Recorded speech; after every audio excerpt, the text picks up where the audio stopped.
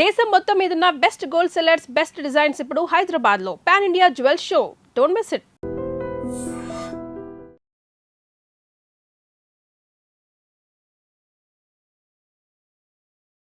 Hi, నమస్తే, welcome to iDream media. నేను మీ రొద్దం శ్రీనివాస్. కర్ణాటకలో అనూహ్యంగా గత కొన్ని సంవత్సరాలుగా వస్తున్న కాంగ్రెస్ సాంప్రదాయం ఏదైతే సీఎంలను మార్చకుండా సోనియా గాంధీ, రాహుల్ గాంధీ నాయకత్వంలో ఉన్న కాంగ్రెస్ ఏదైతే వస్తుందో దానికి భిన్నంగా ఇవాళ కర్ణాటకలో ముఖ్యమంత్రి మార్పు జరుగుతోంది. సిద్ధరామయ్యను ముఖ్యమంత్రి స్థానం నుంచి తొలగించి అదే స్థానంలో శివకుమార్ని అక్కడ ఏర్పాటు చేసే ప్రయత్నాలు జరుగుతున్నాయి. ఇది ఒక కొత్త సాంప్రదాయం కాంగ్రెస్లో, ఇన్ని రోజులు లేదు. మరి పాత కాంగ్రెస్లో ఉన్న ఈ సీఎంల మార్పు సాంప్రదాయం ఇప్పుడు ఎందుకు వచ్చింది? దీని ఇంపాక్ట్ మిగతా కాంగ్రెస్ పాలిత రాష్ట్రాల మీద కూడా ఉంటుందా? ఉంటే తెలంగాణకు కూడా వర్తిస్తుందా? అదేవిధంగా ఏదైతే అది ఇళ్ళలగానే పండగ కాదన్న సామెతలాగా తయారైంది తమిళనాడులో విజయ్ పరిస్థితి.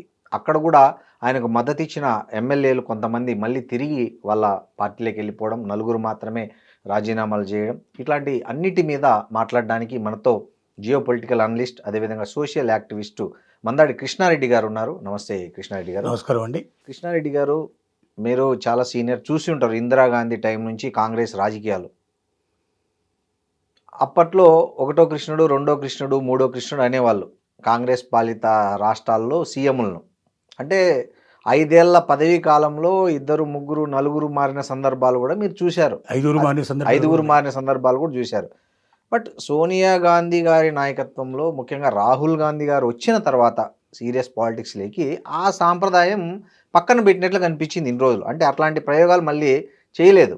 ఎక్సెప్ట్ మన ఏమంటారు, ఆంధ్ర తెలంగాణ విభజన సమయంలో అనివార్య పరిస్థితుల వల్ల జరిగిన కొన్ని మార్పులు తప్ప, ఆ రోషయ్య గారిని తీసేసి కిరణ్ కుమార్ రెడ్డిని, రాజశేఖర రెడ్డి మరణానంతరం జరిగిన పరిణామాలు తప్ప మిగతా ఎక్కడ కూడా ఇట్లాంటి ప్రయోగం చేయలేదు మళ్ళీ.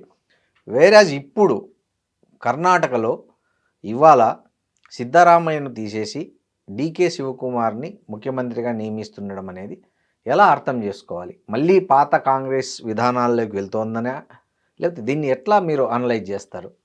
కాంగ్రెసు సుదీర్ఘమైనటువంటి స్వాతంత్రం వచ్చినప్పటి నుంచి ఇప్పటిదాకా ఉండేటువంటి కొత్త చరిత్రను పరిశీలిస్తే సుమారు 50 నుంచి 60 సంవత్సరాల పాటు ఈ దేశాన్ని మొత్తం పరిపాలించినటువంటి ఎక్కువ భాగం వాళ్ళే పరిపాలించారు. ఇందిరాగాంధీ వరకు పరిస్థితులు చాలా భిన్నంగా ఉండేవి. ఇందిరాగాంధీ గురించి ఒక చెప్పే నానుడు ఏమిటంటే, ఇంటి దగ్గర తీసుకున్న నిర్ణయాలు పార్లమెంటుకు వచ్చే లోపల మారిపోయేవని.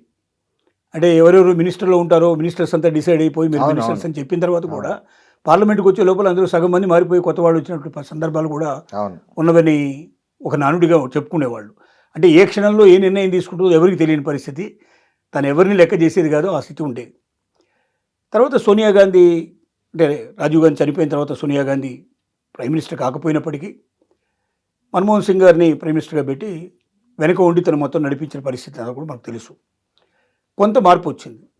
ఎక్కువగా ముఖ్యమంత్రులు మార్చేటువంటి సిస్టమ్ అవన్నీ కూడా తగ్గించేశారు. అయితే మెల్లమెల్లగా కాంగ్రెసు తగ్గిపోవడం, కాంగ్రెస్ పాలిత రాష్ట్రాలే చాలా తగ్గిపోయేటువంటి పరిస్థితి ఏర్పడింది. ఇప్పుడున్నవంటే మనకు దక్షిణ భారతదేశం లోపల ఈ 3 రాష్ట్రాలు ప్లస్ హిమాచల్ ప్రదేశ్ ఒకటి మాత్రమే ఇప్పుడు ప్రెసిడెంట్గా ఉన్నాయి. అయితే ఒక కొత్త ట్రెండ్కు మాత్రం ముఖ్యంగా రాహుల్ గాంధీ బాగా యాక్టివ్ అయిన తర్వాత ప్రజాభిప్రాయానికి విలువ ఇచ్చేటువంటి పరిస్థితి కేరళలో మనం చూసాం. అవును, వేణుగోపాల్ గారు ఎంత అత్యంత సన్నిహితులు, చాలా పోటీ పడ్డారు. అవును, వేణుగోపాల్ గారిని కాదని ఇంకొకరికి ఇచ్చేటువంటి పరిస్థితి లేదు. ఎందుకంటే యాక్చువల్గా నడిపిస్తున్న మొత్తం టోటల్గా కేంద్ర ప్రభుత్వంలో ఎవరు ఎప్పుడు మాట్లాడాలి, ఏం చేయాలి, ప్రతి విషయాన్ని డెసిషన్ తీసుకునేటువంటి అక్కడ వేణుగోపాలే. అంటే వేణుగోపాల్ మీద మొత్తం సోనియా గాంధీ కుటుంబం అంతా ఆధారపడి ఉన్నటువంటి పరిస్థితి. అలాంటి పరిస్థితుల్లో వేణుగోపాల్ ఖచ్చితంగా కేరళ ముఖ్యమంత్రి కావాలన్న కోరిక, పట్టుదల విపరీతంగా ఉంటాం. తనకే ఇస్తారని అందరూ కూడా ఖచ్చితంగా నిర్ణయించిన సందర్భంగా కూడా ప్రజలు కోరుకుంటుంది వేణుగోపాల్ని కాదు. అక్కడ దాదాపుగా 5 ఏళ్ల పాటు, 5 నుంచి 10 ఏళ్ల పాటు మొత్తం టోటల్గా అక్కడ కమ్యూనిస్టు పార్టీకి వ్యతిరేకంగా 2 పర్యాలు వచ్చిన వ్యతిరేకంగా పోరాటం చేసి ప్రజల మధ్యలో ఉండి క్యాండిడేట్స్ను గెలిపించుకొని వచ్చినటువంటి సతీషన్ని ఖచ్చితంగా చేయాలనేటువంటి నిర్ణయానికి రావడం కూడా ఒక పెద్ద మామూలు విషయం కాదు. అది కాంగ్రెస్ చరిత్రలోనే ఒక గొప్ప సంఘటన కింద మనం చెప్పుకోవచ్చు. ఇకపోతే ఇక్కడ జరిగింది ఏమిటంటే కర్ణాటక లోపల డికే శివకుమార్ అనేటువంటి వ్యక్తి ఇవాళ కాదు దాదాపుగా రెండు పర్యాయాలు సీఎం పోటీ పడ్డారు ఆయన. పోటీ పడ్డాడు. గతంలో కూడా ఎన్నోసార్లు ప్రయత్నం కూడా చేశాడు అతను. అతను విశ్వ maximum ప్రయత్నం డబ్బు చేశాడు. మంచినీళ్ళగా డబ్బు ఖర్చు పెట్టాడు. విశ్వ ప్రయత్నం చేశాడు. క్యాండిడేట్స్ లోపల 50% to 60% క్యాండిడేట్స్కి మొత్తం ఆర్థిక సాయం అంతా అతనే చేసేవాడని అందరికీ తెలిసినటువంటి విషయమే. అవును. కాబట్టి ఎప్పుడు కూడా అతను దాదాపుగా ఒక 50% to 60% పీపుల్ అతనికి సంబంధించిన వాళ్ళు ఉంటారు. వాళ్ళ ద్వారా ఏదైనా ఖచ్చితంగా ముఖ్యమంత్రి కావాలన్న కోరిక అతనికి చాలా బలమైనట్టు కోరిక. దానికోసం ఎన్నో పరిణామాలు ప్రయత్నం చేశాడు. గత 3 ఏళ్ల క్రితం కూడా జరిగింది ఏమిటంటే గెలవడం జరిగిన తర్వాత అందులో ఎక్కువ భాగం తను నిర్దేశించిన వాళ్ళు, తను సాయం చేసిన వ్యక్తులే గెలిచారు కాబట్టి నాకే ఖచ్చితంగా ముఖ్యమంత్రి కావాలని చెప్పి ఢిల్లీ లోపల ముందుగానే, అంటే సిద్ధరామయ్య గారు ముఖ్యమంత్రి అవ్వడానికి ఒక వారం 15 రోజులు దాదాపు స్ట్రగులు ఢిల్లీ లోపల వీళ్ళు పోట్లాడుకున్నారు, ప్రయత్నాలు చేశారు, బలాబలం నిరూపించుకునే ప్రయత్నం చేశారు, అన్నీ జరిగాయి. కాకపోతే అప్పుడు జరిగింది ఏమిటంటే ఒక ఒప్పందానికి కూడా వచ్చారు అనేది ఒక నిర్ధారణ జరిగే విషయం. ఆఫ్ ఆ టైం లోపల ఏంటంటే 2.5 సంవత్సరాల పాటు సిద్ధరామయ్య గారు ముఖ్యమంత్రిగా ఉంటారు, 2.5 సంవత్సరాల పాటు ఈయన ఉంటారు అనే విషయాన్ని డీకే గారు ఉంటారనేది ఒక నిర్ణయానికి వచ్చినట్టుగా, ఒక ఒప్పందానికి వచ్చినట్టుగా. ఆ ఒప్పందం ప్రకారంగా శివకుమార్ కూడా ఏమీ ఒత్తిడి చేయకుండా 2.5 years సైలెంట్గా ఉన్నాడని, 2.5 years తర్వాత 6 నెలల నుంచి ఫ్రీక్వెంట్గా ఢిల్లీకి వెళ్ళడం, ఒత్తిడి తీసుకురావడం, మీరు 2.5 years చెప్పారు, 2.5 years అయిపోయింది, మరి నాకు ఖచ్చితంగా ఇవ్వాలని చెప్పి కూర్చోవడం. ఇప్పుడు 3 సంవత్సరాలు పూర్తి అయిపోయింది, ఇంకా ఉన్నది 2 సంవత్సరాలు ఉన్నది. కాబట్టి ఈసారి మాత్రం ఎట్టి పరిస్థితుల్లో వదిలిపెట్టేది లేదు, మీరు చేస్తారా లేదా, లేకపోయినట్టయితే నేను ఎదురు తిరుగుతాను, నేను వేరు కాపురం పెడతాను, నేను సపరేట్గా కూడా నా క్యాండిడేట్స్ని బయటకు తీసుకెళ్ళి నేను బీజేపీ సపోర్ట్ చేస్తాను దాకా కూడా బెదిరింపులకు కూడా పాల్పడ్డట్టుగా కూడా మనకు తెలిసింది సంగతి. ఎందుకంటే ఇక అతను ఓపిక నశించింది. నెక్స్ట్ కాంగ్రెస్ వస్తుందో లేదో నమ్మకం లేదు. కాంగ్రెస్ రాకపోతే పరిస్థితి ఏమిటి? 2 సంవత్సరాలన్న కనీసం ముఖ్యమంత్రిగా తన జీవితంలో కోరిక, కళ, ఆ కళ నెరవేర్చుకునే ఒక అవకాశం వచ్చింది కాబట్టి అతను ఖచ్చితంగా నిర్ణయించుకున్నాడు. ఇప్పుడు ఇక ఆలోచనలు పడ్డారు. ఎందుకంటే మొత్తం టోటల్ నాశనం చేసుకునేదానికన్నా ఏదో రకంగా బయటపడడం బెటర్ అని. సిద్ధరామయ్య గారు కూడా ఆయన చాలా గట్టిగా నిలబడ్డాడు, నేను ఎట్టి పరిస్థితుల్లో తప్పుకోను అనేటువంటి విషయంలో వాదనలోనే ఉన్నాడు. చివరికి అతన్ని సెంట్రల్కి తీసుకెళ్లాలని రాజ్యసభ మెంబర్గా చేసి అక్కడ మినిస్టర్ అంటే ఇచ్చేందుకు వీళ్ళకి అవకాశం లేదు, కానీ ఓబీసీ కేటగిరీకి మొత్తం టోటల్గా నేషనల్ లెవెల్లో అతని చైర్మన్ చేసి అతని దాని కింద మార్పులు చేర్పులు చేయడానికి అతనికి ఒక ఇండిపెండెంట్ శాఖ అప్పచెప్పాలన్న కోరిక వాళ్ళకు ఉన్నట్టుగా చెప్పారు. అయితే దానికి మాత్రం సిద్ధరామయ్య ఇంతవరకు అంగీకరించినట్టుగా ఎక్కడ ఇన్ఫర్మేషన్ లేదు. అలాగే ఆయన కొడుకుని ఉప ముఖ్యమంత్రి చేస్తారంటే 4 ఉప ముఖ్యమంత్రులు మొత్తం చేయాలని, దాంట్లోపల ఖర్గే గారి కొడుకు ఒకరు, అలాగే సిద్ధరామయ్య గారి కుమారుడు ఒకడు, ఇద్దరు బలమైన నాయకులను ఇద్దరిని తీసుకొని 4 ఉప ముఖ్యమంత్రులు చేసుకున్నట్టయితే రేపు పొద్దున తనకి ఇబ్బంది లేకుండా 2 సంవత్సరాల పాటు స్మూత్గా కంప్లీట్ చేయించుకోవచ్చునది ఉద్దేశం అన్నట్టు. ఇది నిర్ణయానికి రావడం జరిగింది. ఈ నిర్ణయంలో సిద్ధరామయ్య గారు ఇవాటి వరకు మనకు తెలిసిన, ఈ మధ్యాహ్నం దాకా తెలిసినటువంటి విషయం ఏమిటంటే ఉదయం పూట అందరినీ బ్రేక్ఫాస్ట్ పిలిచారు. బ్రేక్ఫాస్ట్ లోపల డీకే శివకుమార్ గారు వెళ్ళి ఆయన కాళ్లకు నమస్కారం చేయడం జరిగింది, ఆయన ఆశీర్వచనాలు తీసుకోవడం జరిగింది. సిద్ధరామయ్య గారు నేను రాజీనామా చేస్తున్నాను, మొత్తం టోటల్గా మంత్రివర్గాన్ని కూడా పూర్తిగా బతరఫ్ చేయడం జరుగుతోంది. గవర్నర్కు లేఖ కూడా రాయడం జరిగింది. గవర్నర్ ఊర్లో లేదు, 27-28 తేదీల్లో ఆయన ఎక్కడో బయట పర్యటనలో ఉన్నారనే సమాచారం వచ్చింది. సాయంత్రం చేరుకుంటాడని ఒక నమ్మకం చెప్తున్నారు. ఆదివారంలో ఈయన శివకుమార్ గారు ముఖ్యమంత్రిగా ప్రమాణ స్వీకారం కూడా చేస్తారంటున్నారు. అయితే ఇక్కడ 2-3 విషయాలు మాత్రం కొంచెం కాంప్లికేటెడ్గా ఉన్న విషయాలు ఏమిటంటే, సిద్ధరామయ్య గారు సెంట్రల్కి వెళ్ళడానికి సంసిద్ధంగా లేరు, ఆయన స్టేట్లోనే కంటిన్యూ అవ్వడానికి సిద్ధపడుతున్నారు అని. అది పక్కలో బలిలాగా ఉండే పరిస్థితి ఏర్పడుతుంది. అది శివకుమార్కి మంచిది కాదు, కాంగ్రెస్ కూడా మంచిది కాదు. రెండోది ఏంటంటే, మిగిలిన ఏ విషయాలు కూడా పూర్తిగా సెంట్రల్ గవర్నమెంట్ చెప్పిన ఒకే ఒక విషయాన్ని నేను రిజైన్ చేయమని చెప్పారు. నాకు ఎప్పుడైతే అధిష్టానం చెప్పిందో నేను ఖచ్చితంగా చేయాలని చెప్పి నిర్ణయానికి వచ్చాడు. రిజైన్ చేస్తున్నట్టుగా ఇవాళ ప్రకటించడం జరిగింది. డీకే శివకుమార్కి నేను ఆ ఫ్రీడమ్ ఇచ్చేస్తాను, ఆయన ప్రకారంగా వెళ్ళిపోతానని చెప్పారు. బట్ అధిష్టానం కోరినట్టుగా సెంట్రల్కు వెళ్ళిపోయి అక్కడ బిజీ అయిపోయి తన జీవితం తను ఇండిపెండెంట్గా గడుపుకునేట్టు పరిస్థితి ఏర్పడితే తప్ప కాంగ్రెస్ను పూర్తిగా సమూలంగా నాశనం చేయడానికి ఈ స్టెప్ వేశారేమో అనిపించేటువంటి పరిస్థితి ఏర్పడుతుంది. ఎందుకంటే సిద్ధరామయ్యను కోరుకునే వ్యక్తులు ఖచ్చితంగా 40 to 50% పీపుల్ ఆయన కూడా ఉన్నారు దాంట్లోపల.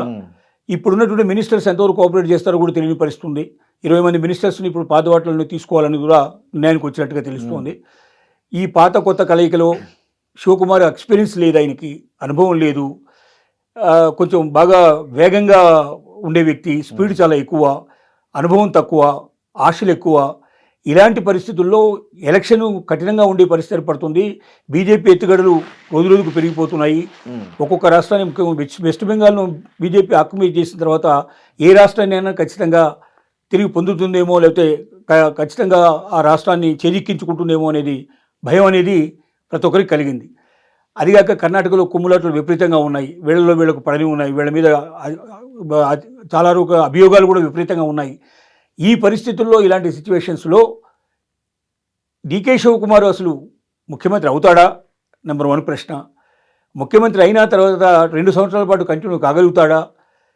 సిద్ధరామయ్య గారు ఎంతవరకు కోఆపరేట్ చేయగలుగుతారు? సిద్ధరామయ్య వర్గం ఎంతవరకు కోఆపరేట్ చేస్తుంది? ఇలాంటి ప్రశ్నలు, వందల ప్రశ్నలు ఇక్కడ ఉదయిస్తున్నాయి. ఏది ఏమైనప్పటికీ సార్ కృష్ణారెడ్డి గారు, ఇప్పుడు తెలంగాణలో కూడా చాలామంది పోటీ పడుతున్నారు. రేవంత్ రెడ్డి గారిని పక్కన పెట్టి కట్టర్ కాంగ్రెస్ వాదిని సీఎంగా చేయాలి అనేది ఎప్పటి నుంచో జరుగుతుంది ప్రయత్నం, మీకు తెలుసు, డే 1 నుంచి జరుగుతుంది. సో ఇప్పుడు ఏదైతే కర్ణాటకలో చేసిన ప్రయోగం, ఏదైతే ఒత్తిడికి తలొగ్గి ఇక్కడ కూడా అలాంటి చేంజ్కు అధిష్టానం మొగ్గు చూపే అవకాశం ఉందా? ఎందుకంటే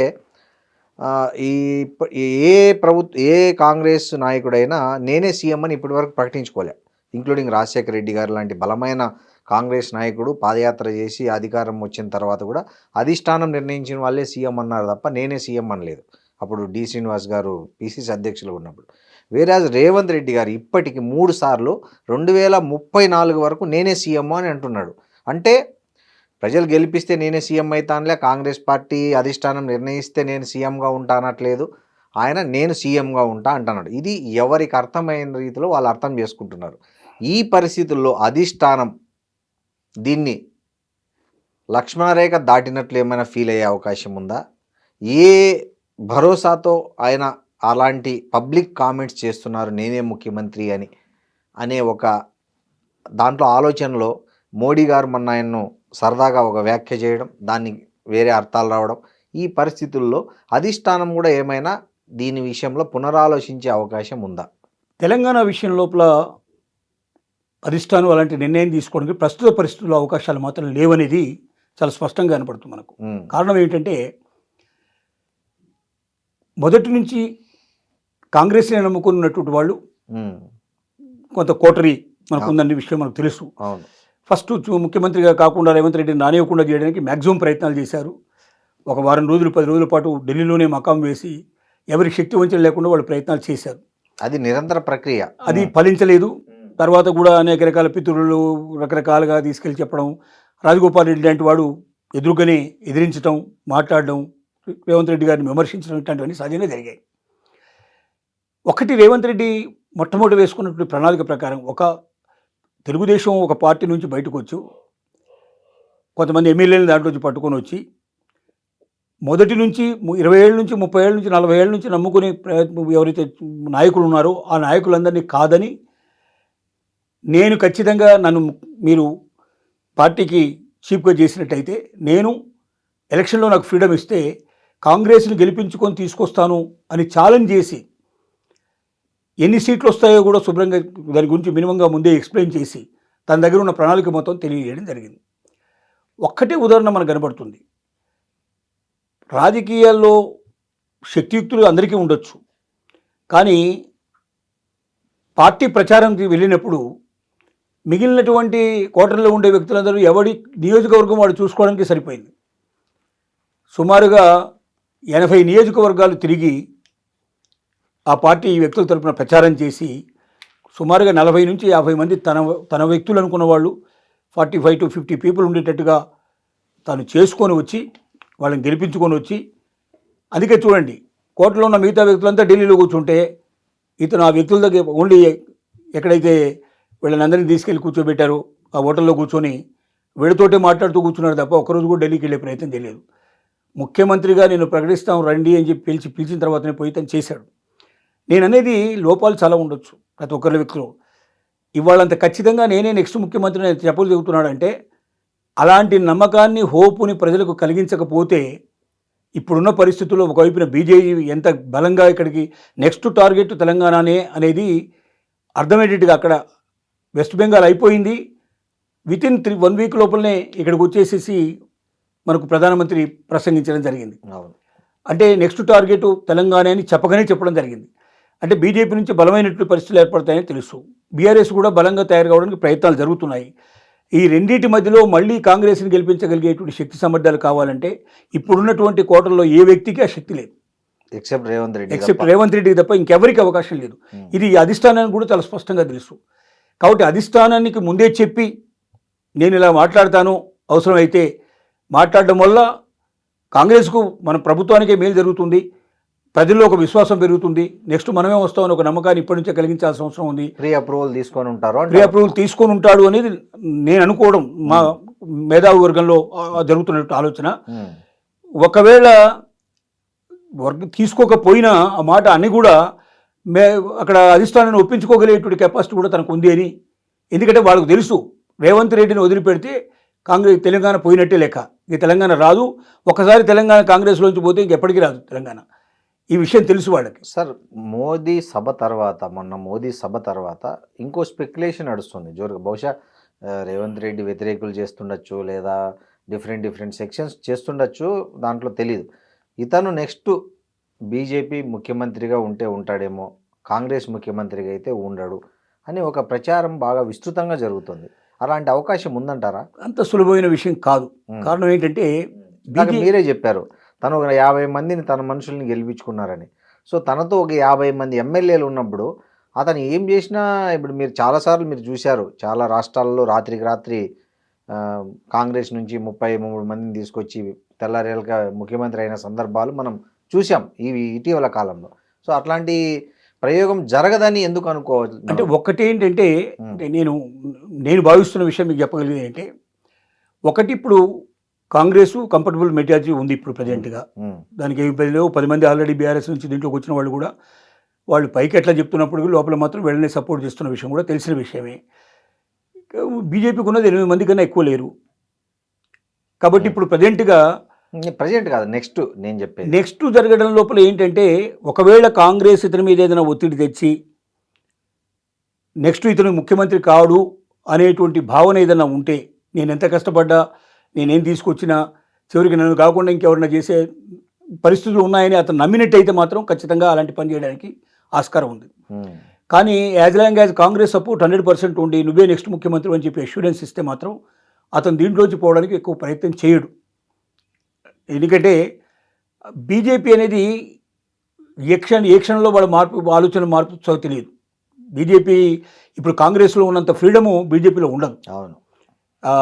అక్కడ కలవాలంటే కూడా పర్సనల్ కలవాలంటే ఎప్పుడు పడితే అప్పుడు పోయి కలవడానికి అవకాశం ఉండదు. ముందుగానే పర్మిషన్ తీసుకొని పోయి కలవాల్సింది తప్ప అనుకూలంగా ఉండదు. బీజేపీ లోపల సిద్ధాంతాలు వేరు, అక్కడ ఉన్న ఆర్ఎస్ఎస్ ప్రభావం చాలా ఎక్కువ ఉంటుంది.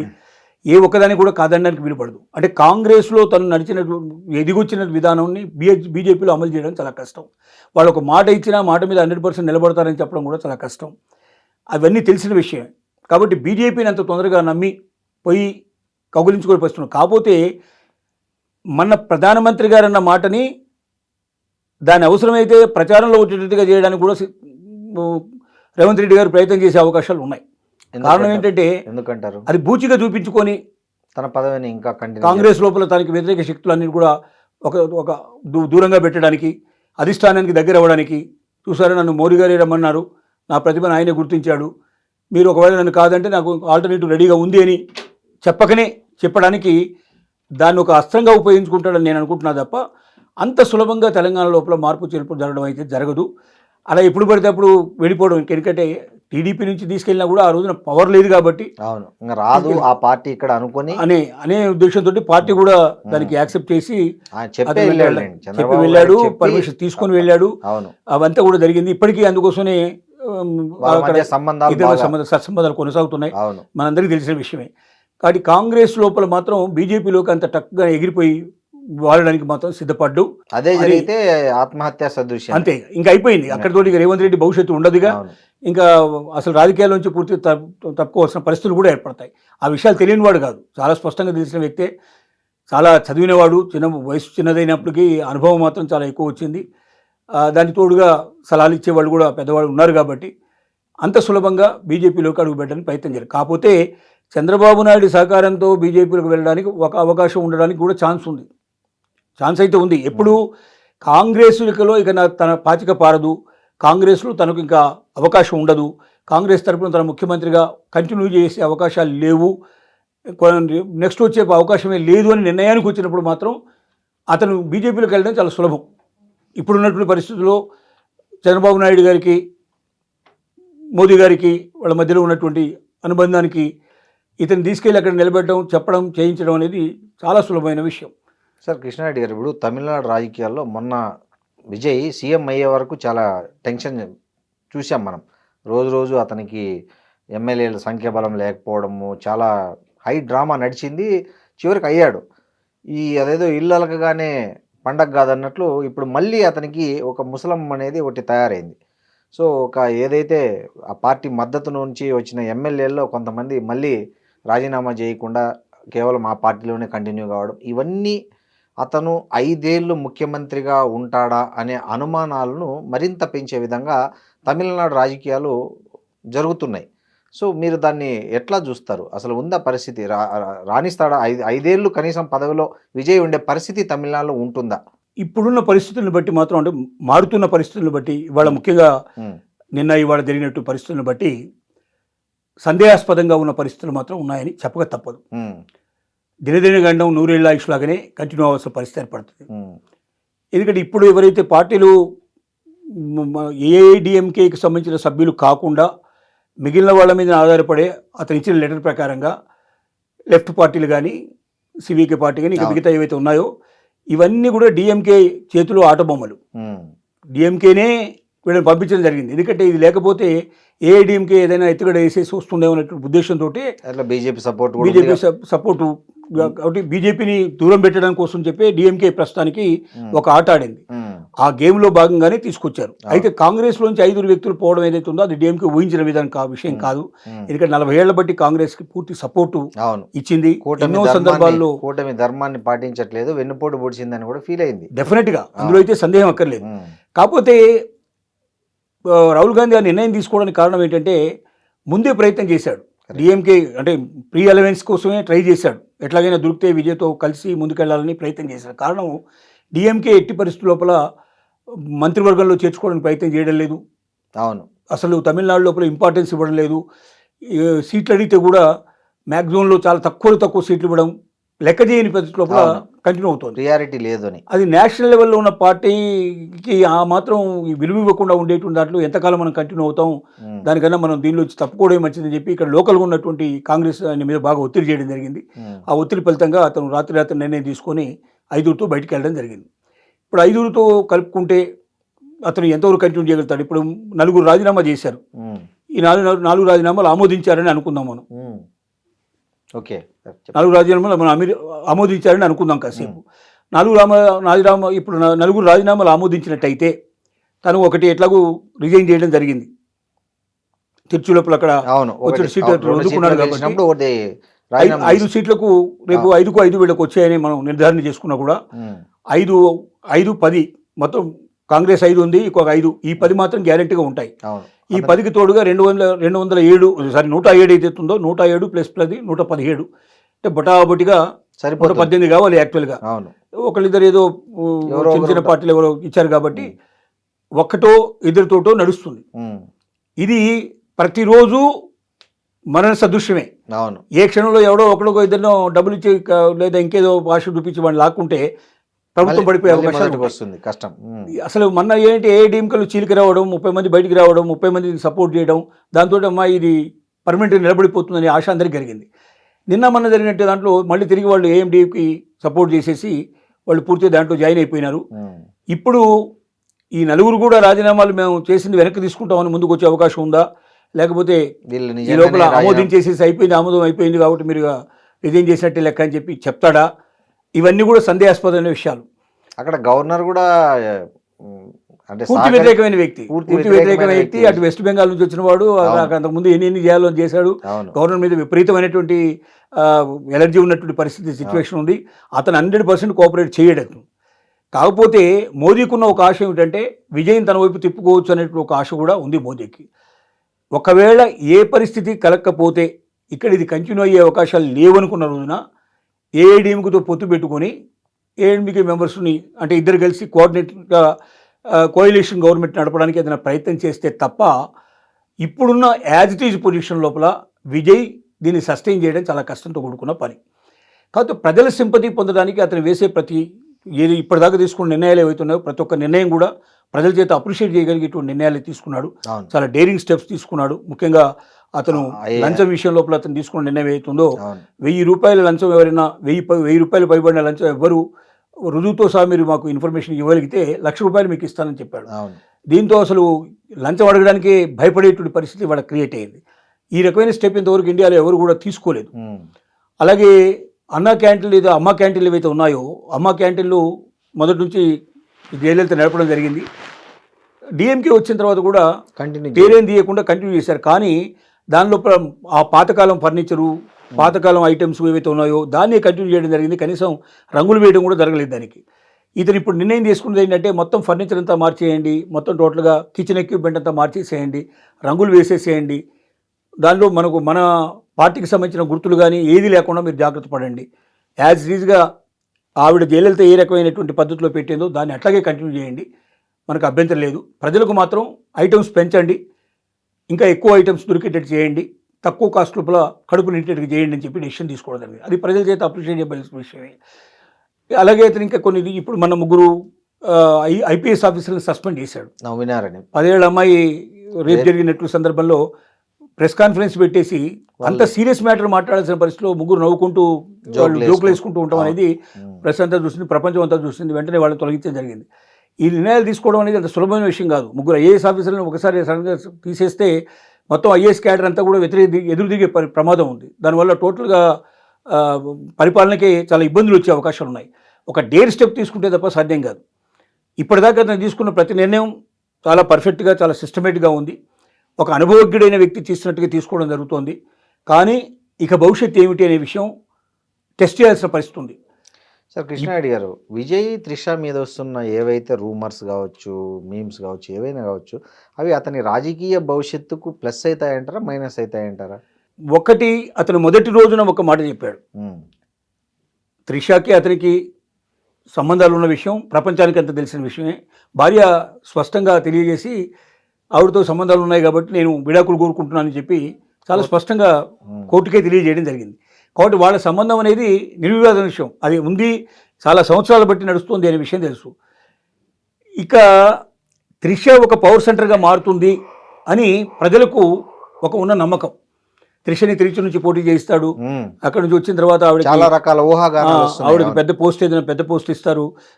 ఈయన ఇంతకుముందు జయలలిత ఎంజీఆర్కి మధ్యలో జరిగినటువంటి పద్ధతిలోనే ఇక్కడ కూడా జరుగుతుంది, ఇంకొక పవర్ స్టేషన్ తయారవుతుందని చెప్పి చాలామంది అనుకున్నారు. కానీ ఫస్ట్ డేనే చెప్పాడు ఏ పవర్ స్టేషన్స్ ఉండవు, ఒక విజయ్ పవర్ స్టేషన్ తప్ప మరో పవర్ స్టేషన్ ఉండదని చెప్పి చాలా స్పష్టంగా తెలియజేశాడు. అంటే గతంలో ఎన్టీ రామారావుది ఇక్కడ లక్ష్మీపార్వతితో జరిగినటువంటి సంఘటన కానీ, అటు జయలలిత ఎంజీ రామచంద్రం మధ్య ఉన్నటువంటి సంబంధాల విషయంలో కానీ ఏం జరిగిందనే విషయం ప్రపంచం అంతా తెలుసుకోవడం జరిగింది. విజయ్కి ఆ విషయాలు చెప్పకుండా ఉండడు, ఆ మాత్రం గ్రహించకుండా ఇంత పెద్ద పోస్టు అతను తీసుకోవడానికి సాహసించదని నేను అనుకుంటున్నాను. కాబట్టి త్రిషని దూరంగా పెట్టి రాజకీయాలకు దూరంగా ఉంచడానికి ప్రయత్నం జరుగుతుందనేది ఇప్పుడున్నటువంటి మేధావుల యొక్క అంచనా. అట్లా పెట్టి ఉంటే ఏమవుతుందంటే ఖచ్చితంగా రాజకీయాల లోపల ప్రాబ్లమ్స్ ఏర్పడతాయి. కాబట్టి ఇంకొకటి ఏంటంటే కుటుంబాన్ని కలపడానికి కూడా త్రిష వెళ్ళి భార్యతో మాట్లాడిందని, ఆవిడని తిరిగి రమ్మని, ఈ ఏదైతే ఇప్పుడు వాళ్ళు ఇద్దరి మధ్య రాజీ కుదిర్చడానికి ప్రయత్నం కూడా జరిగిందని యాక్సెప్ట్ చేయడం జరిగిందని, అందుకే పిల్లలు వెనక్కి వచ్చా, అబ్బాయి కూడా వెనక్కి వచ్చాడని, భార్య కూడా వెనక్కి వచ్చేసేసి ఏదైతే ఇప్పుడు అప్లై చేసుకున్నారో ఇద్దరి మధ్య విత్డ్రా చేసుకునేందుకు సిద్ధపడేందుకు కూడా అవకాశం ఏర్పడింది అనేది ఇంకొక వైపు జరుగుతున్న విషయం. కాబట్టి ఇప్పుడున్న పరిస్థితులను బట్టి మాత్రం త్రిష రాజకీయాల లోపల చురుగ్గా పాల్గొనడం కానీ, త్రిష మరొక పవర్ స్టేషన్గా మారడం కానీ, జయలలితనో లేకపోతే మిగతా వాళ్ళను మరిపించేట్టు పరిస్థితులు వచ్చేటట్టు సిచ్యువేషన్స్ ఉండకపోవచ్చు అనేది చెప్పిన విషయం. కాకపోతే ఇతను ఎలా సస్టైన్ అవుతాడు, ఇతను నెంబర్ గేమ్ని ఎట్లా పెంచుకుంటాడు అనేది మాత్రం ఒక పెద్ద పజిల్తో కూడుకున్న వ్యవహారం ఇది. ఈ పజిల్ లోపల ఏదైనా జరగవచ్చు అని మాత్రం ఖచ్చితంగా చెప్పడానికి మనకు అవకాశం ఉంది. థ్యాంక్ యూ కృష్ణారెడ్డి గారు. Thank you sir. Thank you, చాలా మంచి విషయాలు చెప్పారు. Thank you very much.